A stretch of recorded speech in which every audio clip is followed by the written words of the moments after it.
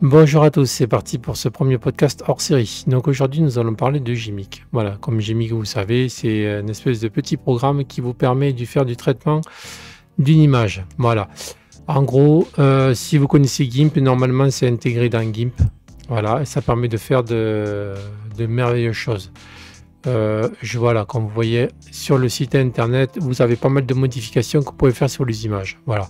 Bon, au lieu de dire des conneries, en début de ce podcast, je vais laisser le podcast se dérouler, ce sera mieux, et ça m'évitera de dire des bêtises. Voilà. Donc, pour ce podcast, je suis aidé par Miguel Pinto, qui a aussi une chaîne YouTube qui parle aussi pas mal de tout ce qui est logiciel graphique, comme GIMP. Il fait aussi des tutos sur LibreOffice.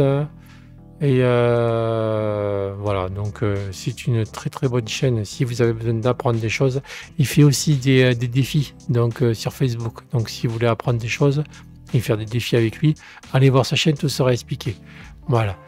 Et on a fait tout ça sur le Discord de Monsieur Georges. Alors Monsieur Georges, il a une chaîne YouTube et aussi il parle de GIMP, il fait pas mal de tutos aussi sur Kdenlive, sur tous les logiciels libres. Donc voilà, donc si vous avez besoin, vous voyez, il fait même un tuto sur Q-Electrotech qui vous permet de faire des plans électriques et qui est pas mal aussi et qui est libre. Voilà, donc si vous avez besoin de vous servir d'outils libres et que vous ne savez pas trop vous en servir, enfin que vous êtes un peu perdu, il y a tout un tas de tutos sur cette chaîne qui vous permettront de vous servir. Bon, je crois va arrêter de dire des bêtises pour le moment et puis on va passer à l'enregistrement du podcast. Allez, à une prochaine. Bye. Est-ce que, Benoît, tu veux poser des questions en premier? Comment tu veux qu'on organise ça? Au fur et à mesure?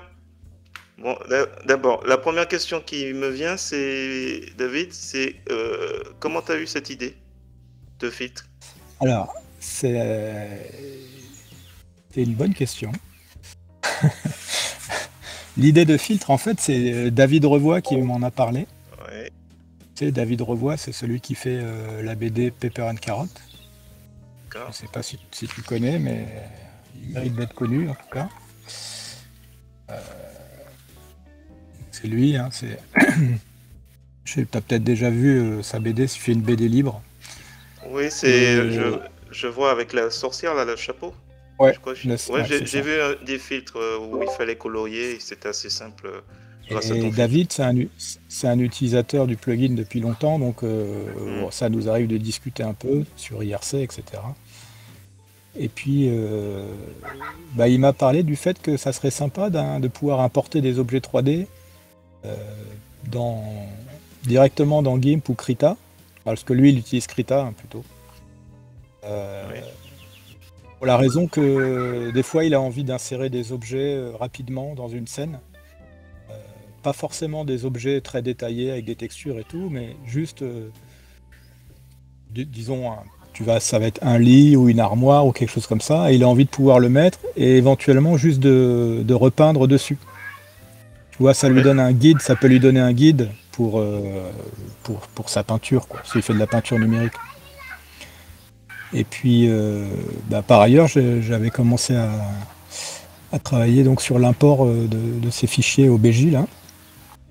Alors c'était pour une autre raison, hein, parce que pour les recherches qu'on fait, on a besoin de pouvoir lire des objets un peu plus complexes que les formats qu'on savait déjà lire quoi, dans le MIC. Donc moi j'avais commencé ça. Et en parlant à David, il m'a dit que ça l'intéressait pour importer des objets sans être obligé de repasser par Blender, faire un rendu, mettre son image derrière, etc. pour tout bien repositionner. Et donc voilà, c'est ça l'idée. Je me suis dit, on va faire un filtre qui permet d'importer un objet, de le placer sur un dessin qui existe déjà, et puis faire le rendu, quoi. Alors le rendu est limité, hein, et c'est pas Blender, hein, évidemment, parce que là, c'est compliqué. Mais on prend donc en compte, comme tu as vu, quand même, les objets qui sont texturés. Et puis, alors il y a aussi les objets qui sont colorés. Tu peux charger des objets qui n'ont pas de texture, mais qui ont des faces colorées. Et ça marche aussi. Alors il n'y en a pas beaucoup, hein. J'en ai vu qu'un pour le moment. Mais voilà, ça existe. Et donc voilà. Ça permet. Donc Euh, après, j- moi j'ai vraiment visé l'utilisation que lui il souhaitait en faire. Je sais pas trop s'il y a d'autres possibilités vraiment intéressantes en, parce que ce en ce qui me... en- Oui, vas-y. non, non, je t'écoute.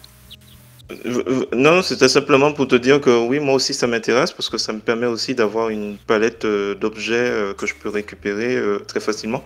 Un exemple tout simple, j'ai repéré un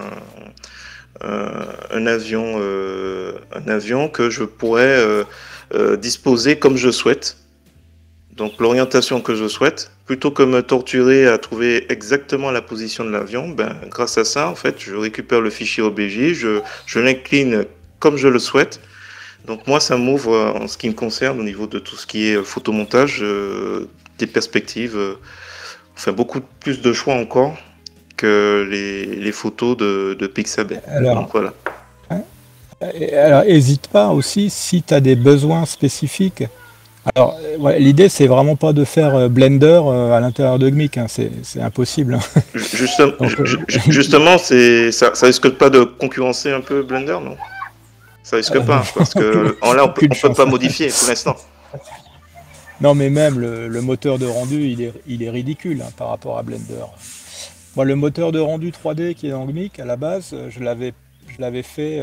C'est un moteur maison hein, que j'ai fait moi-même en fait. C'était fait à la base pour faire de la visualisation de scientifique. C'était pour faire voilà, des figures 3D pour les articles quoi, que j'écris. Tu vois. Donc Ouais. il n'était pas question de faire des trucs. Donc déjà la texture c'était bonus. C'est vraiment quelque chose que j'utilise pas souvent.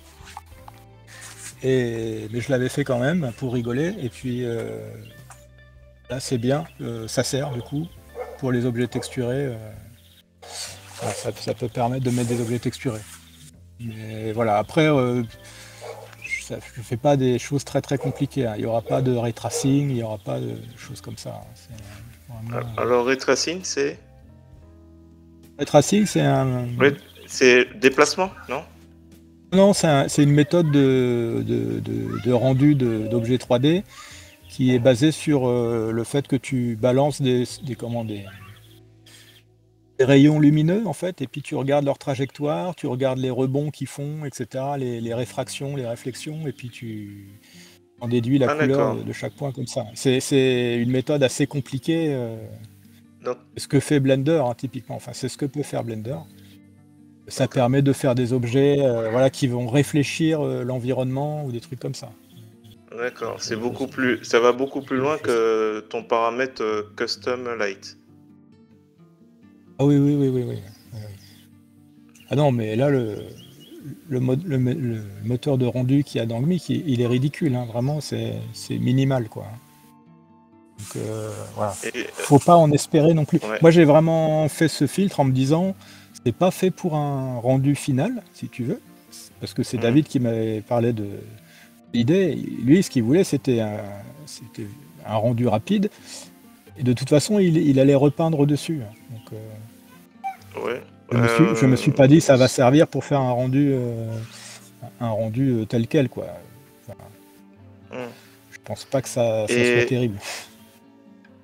ouais. Et alors, les fichiers qui peuvent être utilisés, c'est essentiellement OBJ, mais j'ai vu aussi donc OFF, Hein. mais ça, c'est Ouais. un fichier qui est assez rare. Ouais, c'est quelque chose qu'on utilise, nous, disons, c'est un format de fichier ASCII qu'on utilise des fois, traitement d'image, mais c'est pas quelque chose que tu vas rencontrer très souvent. C'est quelque D'accord. chose qui vient de GeomeView. Je sais pas si tu connais GeomeView. Ouais. GeomeView, Non, pas du tout. c'est un, un vieux visualisateur d'objets 3D maillés qui existe sous Linux, voilà. Qui a été fait, je sais pas, dans les années 90 peut-être, et qu'on a utilisé en recherche pour faire, quand il n'y avait pas Blender et tout ça, on utilisait ça pour visualiser des maillages, quoi. Et il a son format de fichier à lui qui s'appelle OFF et qui en l'occurrence est lu par GMIC, mais jamais tu vas trouver des fichiers OFF. sur Internet, à moins vraiment de chercher ça, mais ça sera jamais des trucs très compliqués. Enfin, D'accord. Et le troisième fichier, en plus un de GMZ, OBJ et ouais, GMZ, ouais, c'est... GMZ, c'est le format de fichier de GMIC en fait. C'est-à-dire, je peux te faire voir, alors, mais ça c'est pour les gens qui font de la ligne de commande. Ah, En, d'accord. GMIC va être capable de générer des objets 3D de manière procédurale, c'est-à-dire avec des scripts qui vont générer des objets. Donc là, tu vois, tu as un exemple d'un objet assez gros qui est en fait un tore. C'est une chaîne dont chaque anneau est lui-même composé par une chaîne. Tu vois le truc? Oui, ça Je sais pas saute un si c'est très peu, clair. ça saute un peu de mon côté. Il y a un Essayer problème de de réseau. stabiliser. Attends, je vais essayer Ouais, de t'en trouver un autre. je vois, c'est un peu comme le fractal. Ouais, c'est ça. Ce qui se passe, c'est que GMIC est capable de générer des objets 3D. Donc tu peux écrire des scripts qui vont générer des objets 3D particuliers de manière en programmant, quoi, tu vois, de manière algorithmique. Donc là, par exemple, tu as un objet avec un tore. Sur ce tore, à l'intérieur, tu as des anneaux. Sur chaque anneau, à l'intérieur de chaque anneau, tu as encore des anneaux qui eux-mêmes ont des anneaux, etc. Tu vois, ça, si tu veux le modéliser à la main, c'est pas l'éclate, comme on dit. Oui. Et si tu fais ça en GMIC, bah, ça se fait très bien. Tu fais quelques boucles forts, etc. Et tu mets tes tores les uns à la suite des autres. Et puis ça te génère ce gros objet. Et donc, ce que je veux dire, c'est que c'est un script GMIC. Tu peux générer un objet et cet objet, tu peux le sauver. Donc là, par exemple, je vais faire output toto.gmz. Voilà. Ça va être un gros objet. Hein. Je pense qu'il va pas trop aimer le plugin, mais et ensuite, donc, j'ai un fichier GMZ. Tu vois, Toto GMZ, il fait 14 mégas, c'est ça? Enfin, Oui, je oui. vérifie. Je... Ouais, 14 mégas. On va essayer de l'ouvrir. Bon, tu vois, ça marche quand même. Et Ah voilà. oui, Donc quand même. c'est un format de fichier d'objets 3D qui ont été générés par GMIC, quoi. Donc ça Ouais. fonctionne quand Et même. Voilà, je vais oui, regarder c'est... les couleurs. Ah, je trouve que ton moteur, il a l'air de bien tenir. Enfin, ça a pas l'air Ah non, de... franchement, c'est Non? pas extra. Bah, c'est-à-dire C'est ça quoi les n'utilise limites? pas la carte graphique, ça n'utilise pas la carte graphique, donc la plupart des moteurs de rendu 3D, ils utilisent les GPU de la carte graphique. Le mien, il est fait uniquement de manière logicielle. Et donc, bah, dès que tu dépasses, je sais pas, peut-être 1 million de primitives, ça commence à ramer un peu, quoi. Ok. Bon, ben, je testerai et je verrai un peu. Je Donc pousserai c'est un peu pareil, hein, le corde. c'est les objets que tu mets sur ce filtre-là. Alors là, je crois que celui-là, je vais regarder. Celui-là, il a 994 000 primitives. Donc il a quasiment 1 million de primitives. Bon, ça passe encore. Tu vois. On arrive à l'afficher, on arrive à le tourner. Je pense que si tu prends un objet avec 10 millions de primitives, ça va commencer à... ça va atteindre ses limites, quoi. Faut pas mettre des grandes scènes 3D avec des millions de polygones, quoi. C'est pas fait pour. Hein. Ouais, j'avais compris que tu avais pris 4 jours pour le faire. Qu'est-ce qui t'a Ouais. pris le plus de temps, en fait, dans ce processus? Alors, ça a Conceptualiser été fait en. Non, ça a été fait en 2 étapes. Ah, la partie la plus longue, ça a été d'écrire le chargeur de fichiers OBJ, parce que c'est toujours quelque chose de difficile d'écrire un code qui va arriver à lire des fichiers qui sont structurés d'une certaine façon et que ça marche avec à peu près tous les, tous les fichiers. Ça, c'est difficile. Donc, je dirais que ça m'a pris 3 jours, 2 jours et demi. Et puis après, le jour et demi qui a suivi, c'était pour faire le filtre, quoi, pour le plugin. Parce que c'est pareil, on s'est aperçu qu'il y avait des limites, du coup, dans ce que on savait faire avec le plugin pour afficher un objet 3D. Donc c'est une bonne chose parce que les limites, on s'en est aperçu et du coup, on a écrit le code qui fait que on peut casser ces limites-là. Donc dans la nouvelle version, tu as un système interne au plugin qui permet, par exemple, c'est tout. Enfin, je vais te dire un truc, c'est tout bête, mais la première version du filtre que j'ai fait, à chaque fois que tu bougeais un point, l'objet 3D, il était relu par fichier complètement. Tu vois, l'objet 3D il était complètement relu parce qu'en fait, d'un appel à l'autre, le plugin il n'était pas capable de garder quelque chose en mémoire pour partager avec le filtre pour la preview d'après. Donc à chaque fois, le filtre il relisait le fichier. Alors, quand le fichier il fait 300 kg, c'est pas grave. Quand il fait 14 mégas, ben, tu le sens passer, quoi. Donc on a ajouté dans le plugin quelque chose qui va sûrement être utile par la suite, hein, qui permet de partager, d'avoir une mémoire partagée qui peut être utilisée par un filtre quand tu fais des appels successifs à ce filtre. Donc là, typiquement, maintenant, je charge l'objet, là, le 14 mégas, et cet objet-là, il est mis dans la mémoire partagée. Ensuite, si je ne change pas le fichier, chaque fois que je fais un rendu, je vais le récupérer l'objet dans la mémoire partagée. Je ne vais pas aller relire le fichier à chaque fois. Donc, ça permet de gagner un peu de temps sur le calcul, le rendu.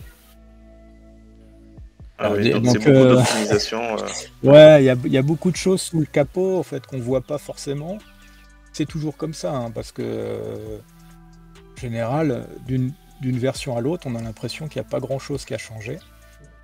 Et en réalité, quand je sors une nouvelle version, c'est qu'il y a suffisamment de choses qui ont changé et suffisamment d'optimisation pour que ça soit intéressant. Et en général, même, c'est-à-dire que cette nouvelle version-là, elle casse la compatibilité avec les anciennes. C'est-à-dire que les fichiers les mises à jour des filtres, maintenant, elles vont plus fonctionner avec les anciennes versions. Les anciennes versions, maintenant, la mise à jour des filtres, tu sais, le petit bouton ici, là, que tu peux appuyer pour oui, avoir... tout à fait. Alors, sur les anciennes versions, ça va rien faire, en fait. Là, c'est figé. Maintenant, les anciennes versions, elles vont plus bouger. Et maintenant, les mises à jour, elles vont être mises à jour que à partir de la 3.1.3. Parce que finalement, il y a tellement de choses qui ont été changées dans le langage et la façon dont GMIC fonctionne que ça n'a plus rien à voir avec les versions d'avant. Donc, voilà. Et ça se voit pas. C'est bien. Ça se voit pas du tout, parce que toi, quand tu lances ton plugin, tu as l'impression qu'il n'y a pas grand-chose qui a changé. Pourtant, sous le capot, il y a pas mal de choses qui ont été faites. Ah oui, d'accord. Oui, c'est important, c'est tout ça. J'ai bien fait de télécharger donc, la dernière version. Et après 3D... donc je sais pas prononcer, c'est ce que je te Mesh, disais, en fait.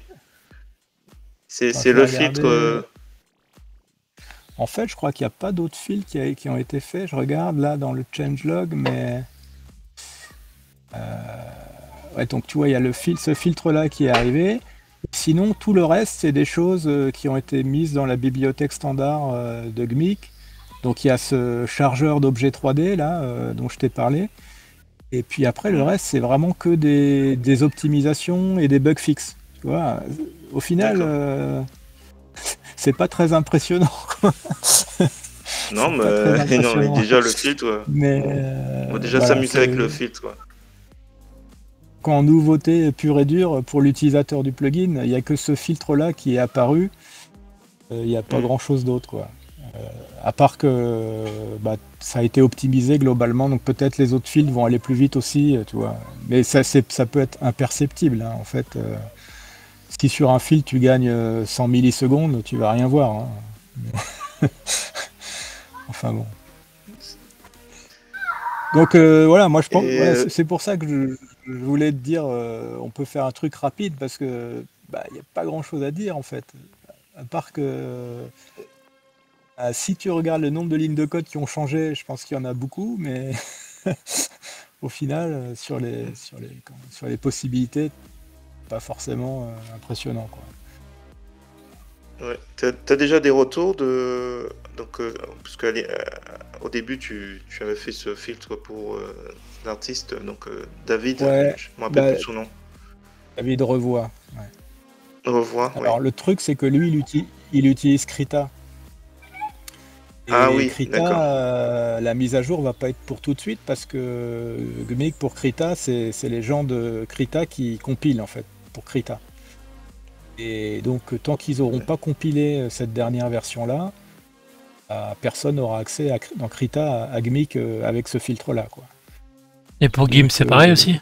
Ah, non, pour GIMP, c'est nous qui compilons le plugin. D'accord. Donc GIMP, en fait, la différence entre GIMP et Krita, c'est que GIMP a un système de plugin natif qui est intégré dans GIMP. Et GIMP n'a pas besoin de savoir quel plugin tu installes, quel plugin tu compiles. Tu peux même les faire toi-même, etc. Ils ont vraiment, ça c'est bien, ils ont fait un système dès le départ extensible. Krita, ils n'ont pas du tout ça. Krita, c'est en fait, ils ont dit Gmig, c'est bien, on va le mettre dans Krita. Et ça va faire partie du projet Krita. Voilà. C'est compilé avec Krita. Donc ça fait vraiment partie intégrante de Krita, quoi. Que tant qu'ils n'ont pas décidé qu'ils passaient à la dernière version, les utilisateurs de Krita, ils n'auront pas ce filtre. Et c'est et même pire, c'est qu'ils n'auront plus les mises à jour, ils auront plus. Là, ils sont bloqués à la version, je ne sais plus combien c'est, mais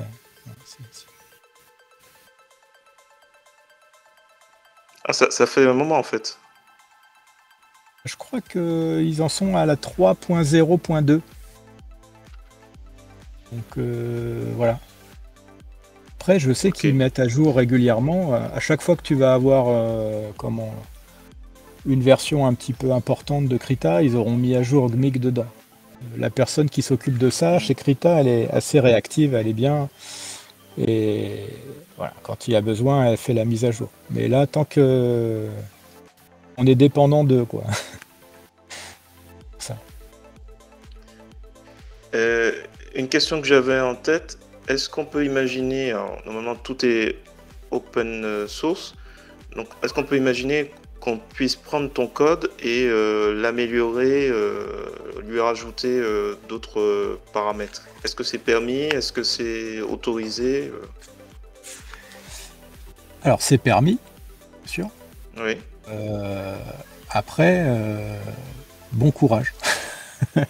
Ah, Parce que là non, ok. mais ce que je veux t'expliquer ici, c'est que il y a un moteur de rendu qui est fait maison, qui existe depuis longtemps, hein. Enfin, c'est quelque chose que j'ai commencé peut-être en 2000. Hein. Donc ça fait presque, ouais, ça doit faire 20 ans que j'ai commencé à écrire un moteur de rendu. Après, je l'ai amélioré au fur et à mesure des années, mais et donc, oui, si tu veux, si quelqu'un est motivé, il peut améliorer son moteur de rendu pour faire peut-être des textures plus compliquées ou des choses comme ça. C'est possible, mais un moteur de rendu 3D, même limité, c'est quand même quelque chose qui est assez complexe et c'est pas forcément facile de se plonger dedans, quoi. Et à la limite, je dirais, c'est pas une bonne idée de le faire actuellement parce que moi, mon moteur de rendu, il est dépassé, hein. Je veux dire, il fonctionne, mais comme je te dis, il n'utilise pas les capacités de la carte graphique. Donc, voilà. Et si quelqu'un a envie de l'optimiser et de lui faire utiliser les GPU, par exemple, ça serait cool. Et c'est un sacré boulot, hein, je pense que c'est pas évident, quoi. Et du coup, t'es tout Parce que seul à bosser. ouais. Du coup, t'es tout seul à bosser dessus? Bah oui, ouais. Parce qu'en fait, on est deux, hein, sur Gmig. Il y a mon collègue, là, Sébastien Fouret, qui travaille sur tout ce qui est le plugin, tout ce qui est interface, gestion, création dynamique des interfaces, etc. Comment les filtres sont lancés, les interactions utilisateurs, etc. Et puis moi, je m'occupe de tout le reste, c'est-à-dire tout ce qui est la partie calculatoire, rendu des images, etc. D'accord. Donc, globalement, on est deux à faire ça. Et après, on a des gens qui sont des contributeurs, hein. Il y a d'autres personnes qui contribuent, mais alors eux, ce qu'ils font, c'est ils contribuent en écrivant des nouveaux filtres. Par exemple, hein, c'est tous les filtres que tu vas retrouver dans la catégorie testing. Voilà, ici, tu as en fait un répertoire par contributeur. Tu vois, donc, voilà, alors, tous ces filtres-là, c'est pas nous qui les avons écrits. D'ailleurs, il y en a qui ne marchent plus. Mais ce que je veux dire, c'est que c'est différent d'écrire des filtres et de contribuer au cœur du projet. En fait, écrire des filtres, je ne vais pas dire que c'est facile parce qu'il ne faut pas exagérer. C'est quelque chose qui va pas nécessiter de connaissances très profondes du code source du projet. Alors que tout le reste, toutes les optimisations, Miguel me parlait du moteur de rendu, mais si on veut rajouter des possibilités dans le moteur de rendu, là il faut vraiment rentrer dans le cœur du code et là ça devient difficile. Et pour ça, donc, les gens qui maîtrisent à peu près le cœur du code de GMIC, donc il y a mon collègue qui maîtrise lui le cœur du code du plugin, moi je m'occupe du cœur du code de tout ce qui est calcul de traitement d'image, etc. Et il n'y a que nous deux. À part ça, les autres contributeurs, c'est des gens qui proposent des nouveaux filtres, qui font des traductions aussi ou de la documentation. Bien sûr, il y a aussi des gens comme ça. Et ils ne contribuent pas au cœur du code. Je ne sais pas si je suis bien clair. Si, tout à fait. Non, Et- non, on voit très bien. Pour te dire franchement, si demain on meurt tous les deux dans un accident de voiture, GMIC va continuer à fonctionner, il y aura des gens qui vont continuer à contribuer à écrire des filtres. Par contre, tu n'auras plus jamais de nouvelles versions qui vont sortir. Voilà. Après, Et- c'est peut-être pas une mauvaise chose. Hein. Et du coup, on peut l'avoir dit- sur combien de logiciels GMIC? Parce qu'à part Alors, pour Krita l'instant- et GIMP. Alors en fait, ce qui est pas mal, hein, c'est que récemment, il y a un contributeur qui a écrit une version, ce qu'on appelle 8BF. Ici, là. Je sais pas si tu connais le format 8BF. Non, c'est du C'est un chinois pour format- moi. c'est un- Non, pas du tout. Ouais, en fait, c'est un format de plugin qui a été inventé par Adobe pour Photoshop à la base. C'était pour écrire des plugins pour Photoshop. En fait, c'est des plugins qui ont une extension qui s'appelle 8BF.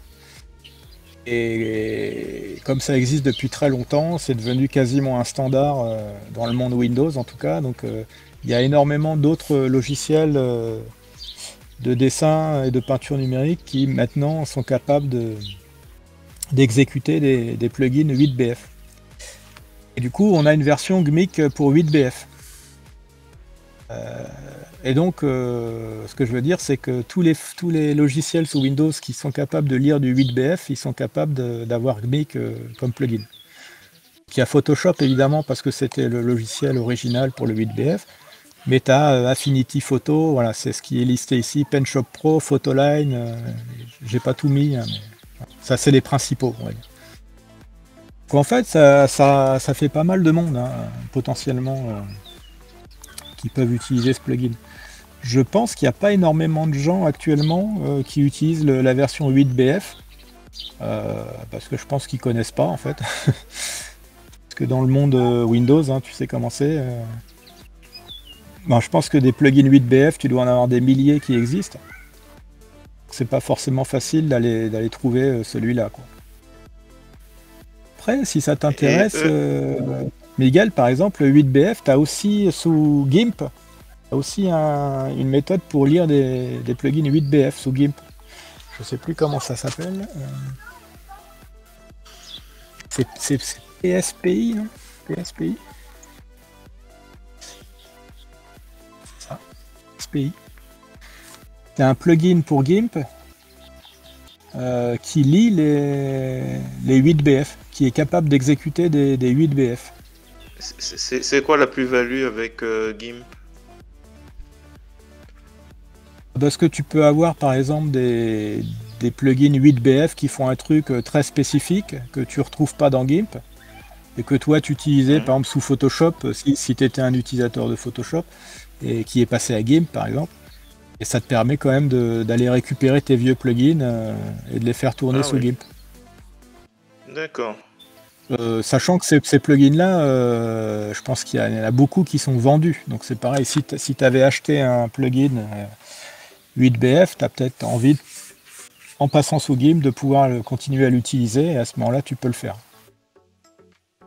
Ah oui, je vois bien. Moi, j'ai jamais utilisé, mais apparemment, ça fonctionne pas trop mal. Ouais.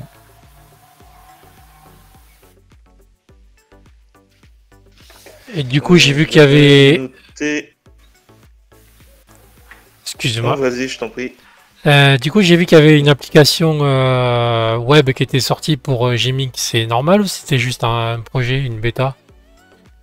Ouais, c'était une bêta, plus ou moins. On continue un petit peu à retravailler dessus. C'est Gmig Online.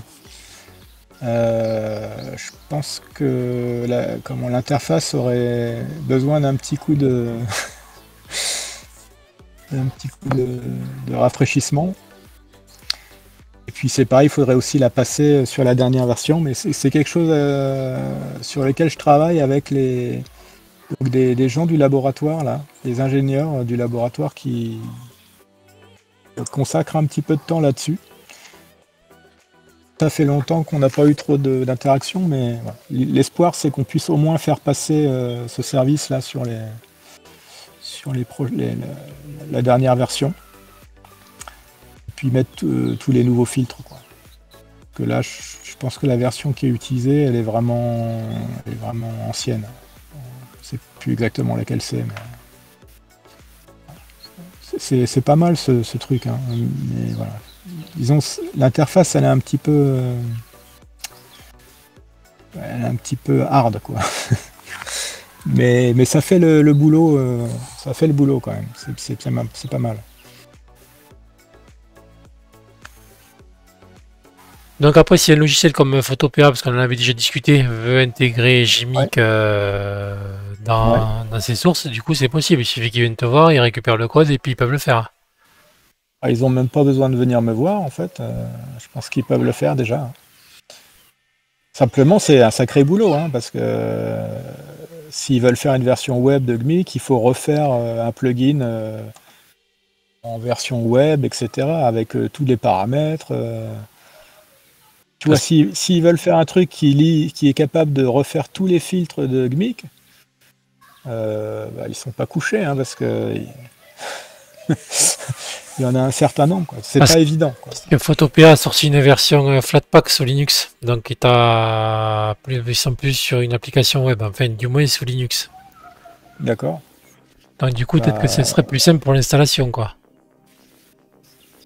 Ouais, après, dans l'esprit, ça reste un truc web quand même, non? Enfin, c'est un truc basé sur des technologies, j'imagine, JavaScript, ce genre de choses, non? Je sais plus sur quoi c'était basé, mais c'est pas vraiment, c'est notre interface, je sais plus exactement laquelle que c'est. Voilà, mais ça tu as le site web, mais quand tu vas sur Flatpak sous Linux, ils ont mis une version en Flatpak. Donc tu n'as plus besoin du site internet. Ouais, mais à mon avis, ça reste.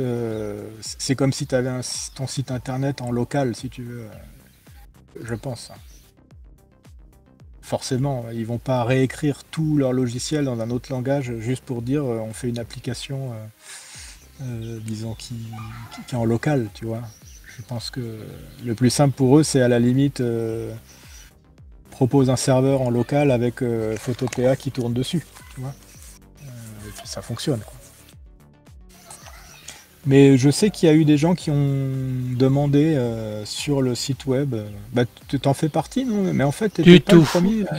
Du tout. Moi, j'ai vu sur le Reddit de Photopea qu'ils en parlaient justement. Moi, j'ai fait que poser la question, je n'étais même pas au courant. C'est pas la première fois, en fait.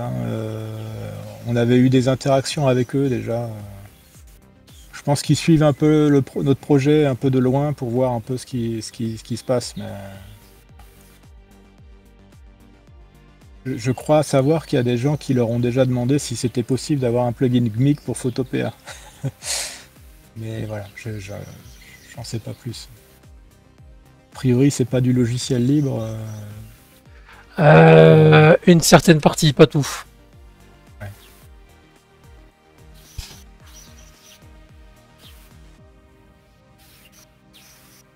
Donc voilà, bah, pas trop, trop ce que je peux dire de plus, parce que ma foi. Du coup, le financement, vous faites comment pour vivre là? Parce que là, je suppose que tu fais pas que ça toute la journée. Non, bah non. Moi, en fait, je fais ça plutôt le soir. Hein. C'est-à-dire que je travaille là-dessus, ouais, le soir, quoi, principalement. Après, j'ai un métier à côté, donc je suis financé à côté. Et puis, on a un système, donc on peut faire des dons. Mais ça, en gros, ça paye l'hébergement web, ça paye. J'ai pu embaucher un stagiaire là il y a un mois. Il a amélioré l'API pour Python, API GMIC pour Python. Voilà, c'est pas des grosses sommes. Hein. Enfin, je crois que Non, je me doute. Voilà, donc oui, heureusement qu'on a un métier à côté. Après, comme c'est quelque chose que j'utilise moi pour faire ma recherche, ça m'arrive de le développer aussi dans le cadre de mon travail. D'accord. Ça va pas être sur des filtres pour GIMP, hein, ça va être pour faire de l'algorithmique un peu de traitement d'image, des choses comme ça. Et t'as pas d'entreprises qui se sont approchées pour essayer de faire évoluer le projet, rien du tout. Comme Blender où il y a eu Epic qui a donné des sous, enfin t'as pas. Non, alors on a une entreprise qui était intéressée, je crois qu'ils utilisent GMIC dans un de leurs produits. Alors, je sais pas si tu sais, GMIC en fait c'est une licence assez permissive. C'est-à-dire que le moteur de GMIC, tu peux l'utiliser dans un logiciel propriétaire par exemple. Ça pose pas de problème. C'est une licence de type LGPL. Je sais pas si tu connais un peu les différents types de licences libres. Ouais. Donc en fait on a mis le cœur de GMIC en licence Cécile C. Pour te donner une idée. C'est une licence qui est adaptée pour la distribution de bibliothèques. Ils vont être réutilisables dans d'autres logiciels qui soient libres ou propriétaires. Que je sais, on a déjà un contact avec une entreprise qui utilise quelques petites fonctionnalités de GMIC dans un logiciel plus important, quoi, pour faire du... Alors c'est dans le domaine du textile. D'accord. Mais pour l'instant, cette entreprise-là contribue pas spécialement d'un point de vue financier au projet. Enfin, ils n'ont même pas forcément intérêt, puisque de toute façon, ils ont le droit d'utiliser ce qui existe déjà. Donc, a priori, tout le monde peut utiliser. C'est pas vrai pour le plugin, par contre. Là, le plugin, lui, il est distribué sous une licence qui est contaminante, de type GPL. Donc, une entreprise qui voudrait utiliser le plugin tel quel ne pourrait pas le faire dans un logiciel propriétaire. Il faudrait qu'elle le fasse dans un logiciel qui serait libre aussi. Voilà. C'est une petite subtilité dans GMIC, c'est qu'il y a le cœur de calcul qui est en licence très permissive et le plugin qui est en licence contaminante.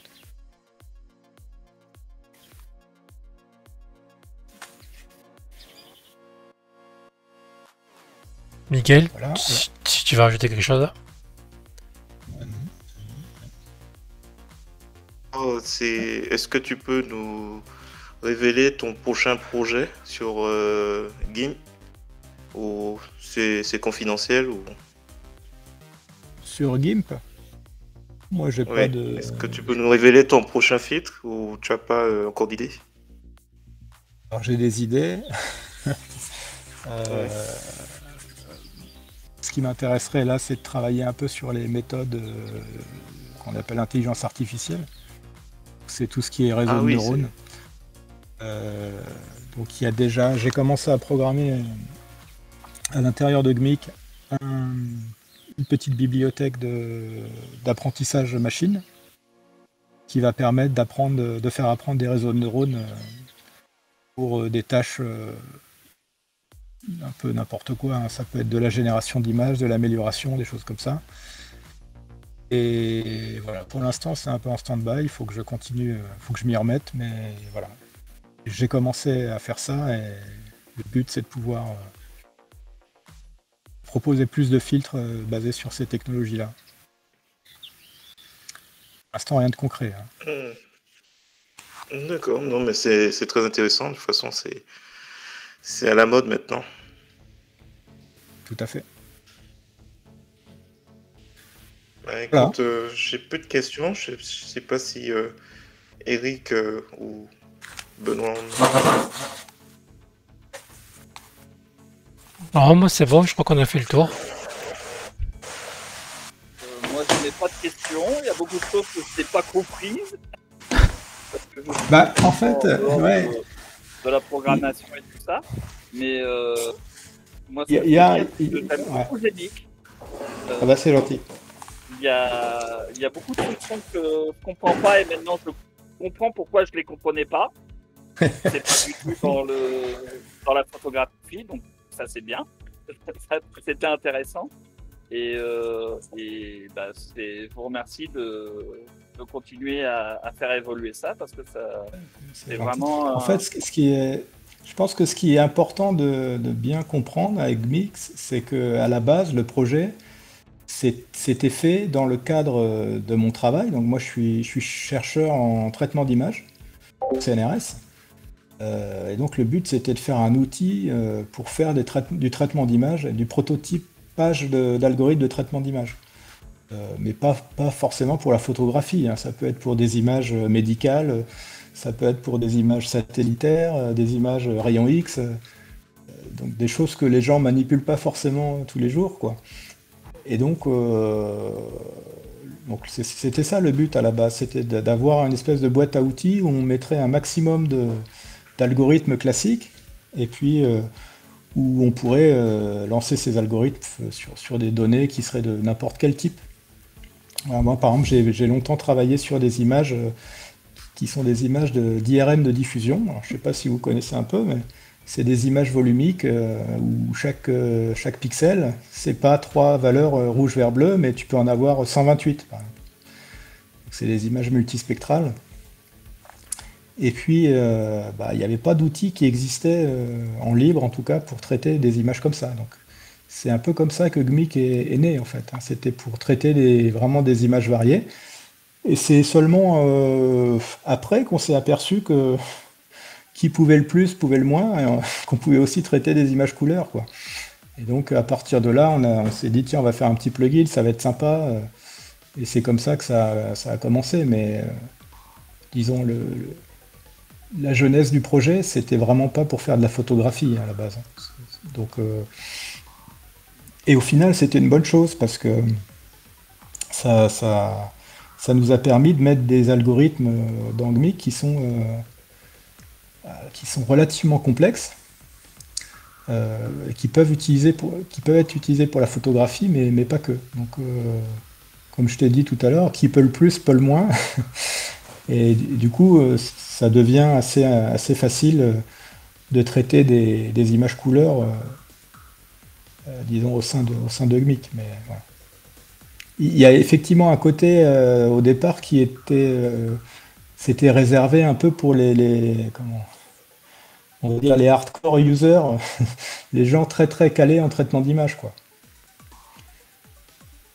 Donc c'est presque un accident, si tu veux, le fait que ça devienne utilisé par des gens qui font effectivement de la création, de la photo, etc. On est très content, évidemment, mais c'était pas du tout le public visé à la base, quoi. Oui, pourtant, moi, je l'utilise que pour ça et c'est vraiment très, très ludique et très intéressant. Il y a des fois, c'est un peu compliqué, mais ça donne des résultats assez surprenants et c'est sympa à utiliser. En tout cas, merci beaucoup à vous. Merci à toi. Merci. On attend la belle documentation, hein, Miguel. Je sais pas où ça. Si même moi, je vais m'y mettre sur des vidéos, donc il faudra que je développe quelque chose d'assez récent pour que ça pousse beaucoup de gens à le télécharger. Et dernière question. Si tu fais une vidéo sur le filtre 3D, là, ça m'intéresse. Si jamais tu avais une idée de faire le... Quand je te dis qu'il y a des idées, il y a des idées, hein, franchement. Ouais. Bravo. serait chouette. Dernière question qui n'a rien à voir avec Gmic. Je vois que tu tournes sous Linux, c'est un choix ou c'est parce que tu t'es dit j'aime pas Windows, enfin. C'est les deux, hein, en fait. Tu sais, nous, dans la recherche, on essaye de tourner sur des systèmes d'exploitation qui sont fiables. Voilà. Donc, au final. Attends, redis-le, s'il te plaît, redis-le. Redis-le. Le mot. Redis le mot, ce que tu viens de dire. Fiable. Voilà, merci. Parce que... non, mais je tourne sous Linux, moi aussi. Au cas où je l'aurais pas entendu. Non, mais c'est vrai que tu peux pas te permettre. Des fois, nous, on lance des calculs qui peuvent durer plusieurs semaines d'affilée, voilà, sur des serveurs ou sur nos machines. On peut pas se permettre qu'il y ait un écran bleu au bout de 24 heures ou qu'il y ait des mises à jour qui fassent tout péter ou ce genre de choses. Donc, moi, ça fait, je sais pas, 25 ans que je suis sous Linux. Et j'ai dû arrêter Windows il y a 23 ans, quelque chose comme ça. D'accord, c'était Windows XP à l'époque. Et avec absolument aucune envie d'y retourner, quoi. Enfin, j'ai une machine virtuelle Windows pour compiler Gmic et pour tester le plugin sous GIMP sous Windows, mais c'est tout. Je pense que sous Windows, si tu es programmeur, t'as pas forcément beaucoup d'intérêt à rester sous Windows. Si la programmation est ton activité principale, ce qui est mon cas, il n'y a pas forcément. Après, je dis pas si tu joues ou si tu fais du montage vidéo ou des trucs, je sais pas. Ben, je te garantis, je fais du montage vidéo, je joue et ça se passe très bien sous Linux. Bon, bah tant mieux. Voilà. Mais je connais pas très bien, je t'avoue. Et j'ai vraiment pas le temps en fait, de jouer déjà. Pour mes loisirs, c'est que je développe Gmic entre 21h et 23h. Ah mais il faut de tout, heureusement, il faut de tout, sinon on n'y arriverait pas. Voilà. Heureusement qu'il y a de tout. Ah, oui. Mais voilà, pour moi, ça me convient très bien, quoi, évidemment. Voilà. Okay. Je vous remercie. Non, c'est nous qui te remercions et c'est très sympa cette démonstration. En plus, on a appris beaucoup de choses et je t'ai fait remonter en plus quelques éléments intéressants. Donc, du coup, désolé. Donc, lundi, tu auras du travail.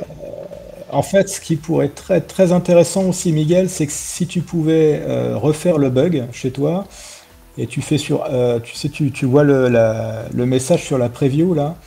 À la limite, tu me fais une petite copie d'écran et tu me l'envoies. Et comme ça, je vais peut-être plus facilement trouver où se situe le bug, quoi. D'accord, je vais le faire tout de suite. Ouais, capture écran avec le même fichier. Et puis comme ça, je le mets sur le groupe. J'aimerais bien essayer de résoudre ça ce week-end, là, quand même. Ouais. Après, c'est peut-être moi qui suis un peu particulier parce que j'ai un répertoire que j'ai jamais rangé et du coup, ça s'empile. Non, mais il n'y a pas de raison, ça doit fonctionner, hein. Normalement, on va quand même pas dire aux gens. Alors, je sais que sous Windows, souvent, on vous donne des contraintes et vous les acceptez. Mais là, on va pas leur dire aux utilisateurs, non, il faut pas d'espace dans les noms de répertoire, sinon ça va pas marcher. Enfin, ça, c'est pas sérieux. Donc, faut que j'arrive à régler ça.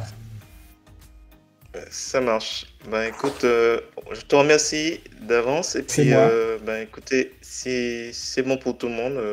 Ben pour moi c'est bon. Je vous souhaite une bonne soirée et puis merci. Merci de même. À bientôt. Bonne soirée, à bientôt. Bonne soirée, bon week-end. Merci. Bye. Au revoir.